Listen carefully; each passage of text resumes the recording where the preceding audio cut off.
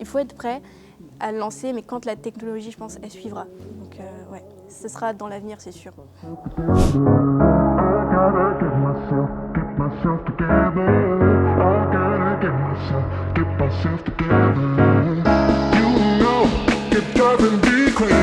Bienvenue chez For the Best, on est ravis de t'accueillir aujourd'hui pour un nouveau portrait des créateurs de contenu. Donc pour toutes les personnes qui ne te connaissent pas, est-ce que tu pourrais te présenter? Du coup, je m'appelle Mathilde Cadou, j'ai 24 ans et je suis auto-entrepreneur depuis 2 ans. Moi, je fais de la mode 3D, c'est assez nouveau. Je crée des vêtements en 3D pour les marques.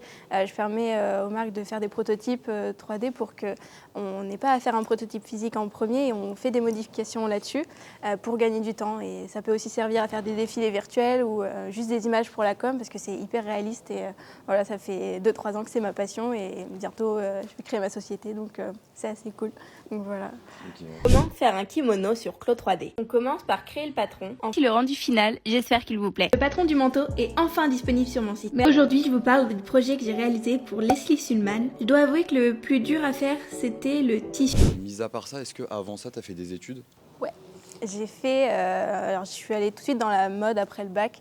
J'ai fait un BTS métier de la mode à Bourges. C'était grave cool, j'ai appris tout ce qui est industrialisation du vêtement, donc les différentes étapes par lesquelles il faut passer pour l'amener en série, quoi. Donc c'était hyper intéressant, mais moi j'étais plus artistique à ce moment-là, donc j'ai voulu continuer et du coup je suis allée à Paris pour faire une 3e année en bachelor à Mode Art en stylisme modélisme. Ouais. Et après j'ai fait, je voulais créer ma marque à ce moment-là et j'ai fait le D2E, le diplôme des étudiants entrepreneurs, pendant 1 an au CNAM. Mais c'est là que le Covid est arrivé, donc au lieu de créer ma marque, j'ai fait des masques et petit à petit je me suis lancée dans la 3D. Donc, Ok. Et pourquoi directement l'auto-entreprise après la société, tu m'as dit par la suite, pourquoi cet aspect-là et pas faire quelques années, j'en sais rien, dans une grande entreprise? En fait, j'ai vu que c'était pas pour moi parce que pas assez de liberté en fait. Et là, si dans mon entreprise, en fait, si je vois que telle chose marche mieux que l'autre, je suis pas obligée de, ouais, je vais dans le truc qui marche et je suis pas obligée par quelqu'un d'autre de dire non, continue là-dedans même si ça marche pas. Et moi, je suis là en mode, mais non, ça marche pas, donc je veux pas y aller. Et c'est ce qui m'est arrivé à chaque fois que j'ai été employée, quoi. Donc, Okay. Ouais, tu penses que tu as une marge de manœuvre qui est trop limitée dans une grande entreprise, alors que là, tu es libre de faire ce que tu veux, en fait. Et en fait, je me suis rendu compte que j'apprenais autant en travaillant seule, pour des clients bien sûr, mais pas en entreprise, quoi. Et cette passion, ça t'est venu à quel âge? Quand tu étais toute petite ou par la suite, ça s'est développé Je pourrais être passionnée de n'importe quoi, c'est pour ça que c'est un peu compliqué, mais dès les petites, au collège, je coupais des vêtements, j'avais demandé une machine à coudre pour Noël, ça apparaît assez jeune, je dirais le collège, primaire collège à peu près. Dis-moi, c'était quoi ta toute première création? Toute première création, je crois que c'était un vieux t-shirt, je l'avais coupé au milieu et j'avais mis des lacets et j'avais dit c'est mon nouveau t-shirt, je pense que c'est ça, en tout cas je crois que je me rappelle de ça et sinon je peignais sur des jeans et tout. Et t'avais quel âge? Je sais pas, peut-être 10 ans, un petit peu avant peut-être, je sais pas, 12. J'arrive pas à me rappeler, j'ai pas trop la notion du temps. Ouais. Bon, mais sympa, ouais, jeune, ouais. Et j'aimais toujours dessiner. Le dessin, ça a toujours été aussi. Donc, tant que je crée, je suis heureuse. Donc du coup, par rapport à tes créations, tu fais tout toi-même ou c'est une autre personne qui s'occupe de ça? Alors au tout début, quand il fallait apprendre et que je voulais même moi être sûre que ça marche, le logiciel me sort un patron et je voulais être sûre que ce soit la même chose en vrai, je passais par toutes les étapes, la création du patron sur le logiciel, l'impression du patron, la couture, vraiment je faisais tout. Et puis petit à petit, j'essaye de déléguer un peu plus parce que ça fait trop de travail en fait.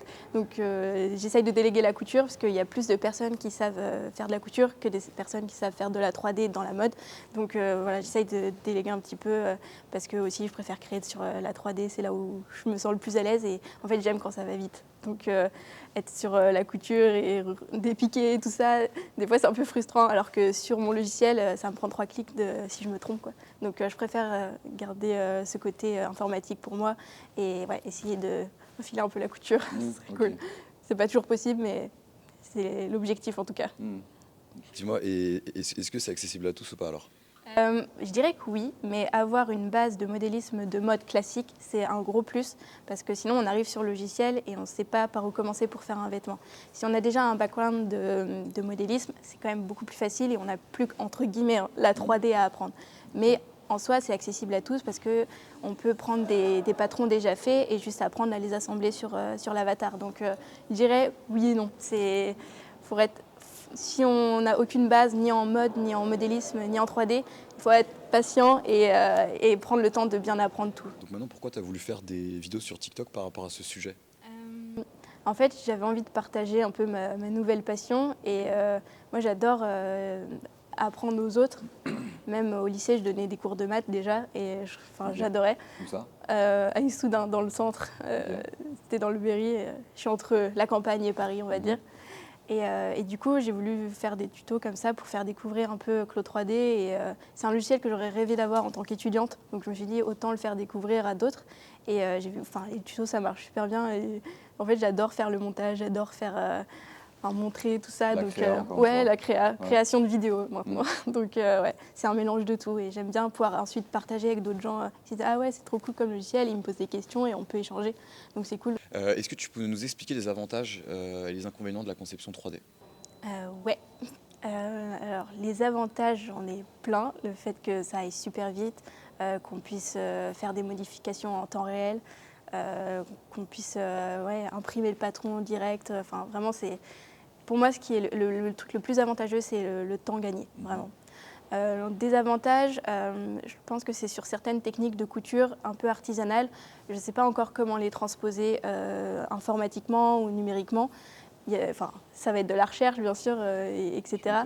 Mais ouais, je pense qu'il y a encore quelques problèmes pour faire le lien entre vraiment le savoir-faire de la couture et l'informatique 3D. Et c'est aussi, il y a des gens qui me disent ouais, mais ça, tu fais comment? Alors des fois, j'ai pas toutes les réponses, mais il y a toujours une solution. Et du coup, je dirais que c'est ça un des avantages. Et il y a peut-être le fait que ça fasse un peu peur aussi. Qu'on fasse tout en informatique. On fait à la avec main, en fait. exactement. Mais en fait, ça se complète. Enfin, même moi, je travaille encore un peu de tissu sur le mannequin bois, pour comprendre un volume. Enfin, pour moi, l'un marche avec l'autre, mais voilà. Où est-ce que tu trouves ton inspiration pour tes créations? Pour mes créations, en vrai, c'est compliqué parce qu'en fait, j'adore faire des tests. Je fais une base en général. Et puis, je touche à tout. Et en fait, l'inspiration, elle vient un peu en faisant le truc, en touchant le tissu numérique ou le tissu normal. Et ouais, j'adore transformer un vêtement, en fait. Après, je suis inspirée par tout ce que je vois, etc. Même quand je regarde dans la rue, j'adore son manteau. Je me dis, je pourrais le refaire en 3D, etc.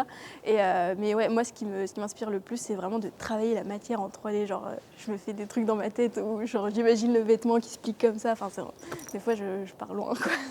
Pourquoi pas ce vêtement avec ce vêtement? Ouais, exactement. On peut faire des mix and match. Enfin, c'est trop bien, quoi. Je peux importer une manche d'un autre vêtement, etc. C'est trop stylé. Je t'ai demandé juste avant, c'est quoi ta première création? Maintenant, dis-moi, c'est quoi ta création où tu en es le plus fier? Celle que j'aime le plus. Ouais, celle que tu aimes le plus. Il y en a une, c'est pas du tout la plus complexe, mais j'ai fait, on la voit la vidéo sur TikTok, c'est un avatar qui saute avec sa robe, il y a plein de volumes et puis texture, j'ai triché, j'ai mis une texture de roche un peu qu'on trouve en 3D et je l'ai appliquée sur le vêtement et je trouve que ça fait un rendu trop stylé et puis j'ai mis du son et je trouve ça hyper satisfaisant. Alors c'est pas la plus complexe, mais je sais pas, j'adore cette créa.